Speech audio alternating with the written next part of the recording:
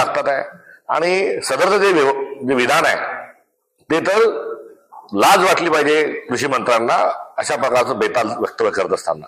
वस्तुस्थिती अशी आहे की विमा प्रकरणामध्ये फार मोठा घोटाळा आणि भ्रष्टाचार आहे। 1 रुपया सरकारकडून जरी घेत असले, शेतकऱ्याकडून जरी घेत असले तरी बाकीची जो पैसा जो आहे हा सरकारच्या माध्यमातून टाकला जातो आणि हा पैसा टाकत असताना त्यामध्ये मोठ्या प्रमाणावर भ्रष्टाचार होतो।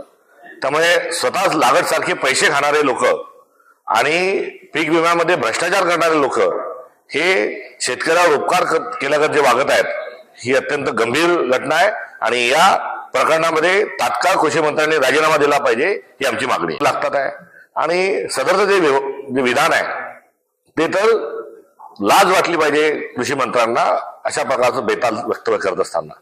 वस्तुस्थिती अशी आहे की विमा प्रकरणामध्ये फार मोठा घोटाळा आणि भ्रष्टाचार आहे।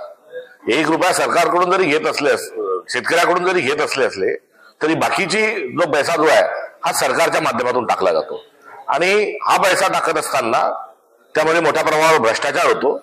त्यामुळे स्वतःच लागत सारखे पैसे खाणारे लोक आणि पीक विम्यामध्ये भ्रष्टाचार करणारे लोक हे शेतकऱ्यावर उपकार केल्यागत जे वागत आहेत ही अत्यंत गंभीर घटना आहे आणि या प्रकरणामध्ये तात्काळ कृषी मंत्र्यांनी राजीनामा दिला पाहिजे ही आमची मागणी आहे।